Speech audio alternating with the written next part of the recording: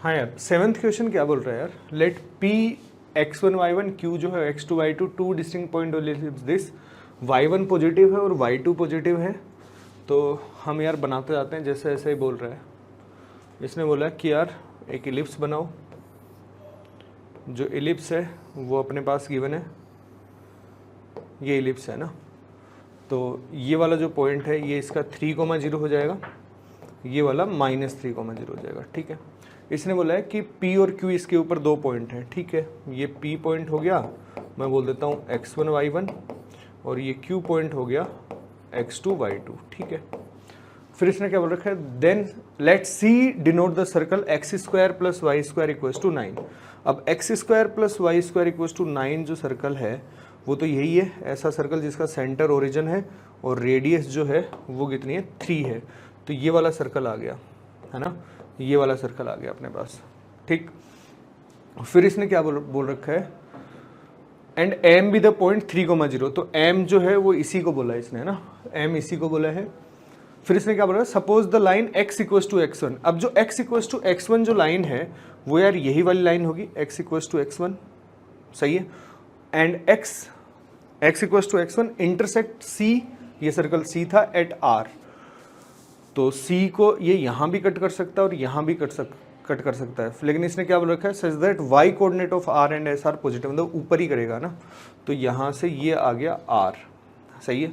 और ये है अपने पास, ये आ गया s, ठीक है। ये r है, ये s है। Such that this let R O M जो है, मतलब ये वाला यदि मैं एंगल देखूं, ये वाला एंगल ROM, मतलब ये वाला जो एंगल है, ये वाला एंगल हमें कितना गिवन है, π/6 गिवन है। और SOM हमें गिवन है, SOM, ठीक है। तो S के लिए भी ये वाला एंगल गिवन है हमें π/6, ये वाला एंगल हमें 3 गिवन है।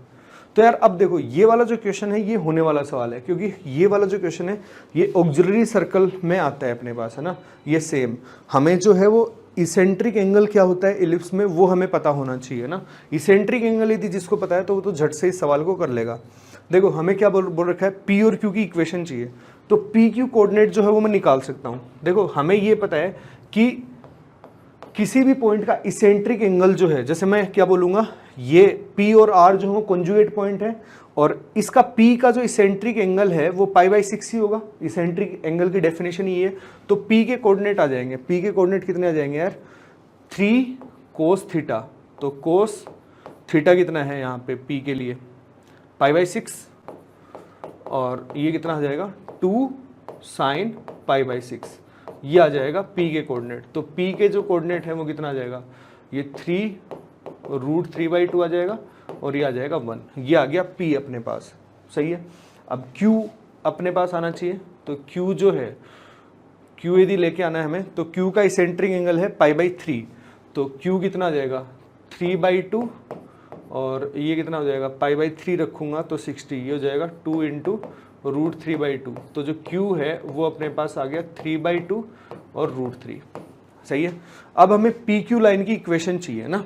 तो ये देखो सिंपल सा सवाल है, ये तो डायरेक्ट होना चाहिए। तो PQ लाइन की इक्वेशन जो है वो अपन निकाल सकते हैं। PQ लाइन की इक्वेशन क्या होगी, y - y1 = y2 - y1 upon x2 - x1, सही है।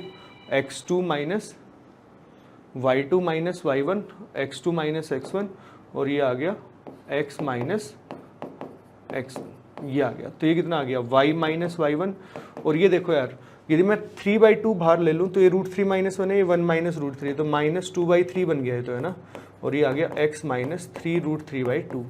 तो यहाँ से ये आ गया y - 1 = -2/3 × x, और ये कितना आ जाएगा, प्लस √3 आ जाएगा, सही है।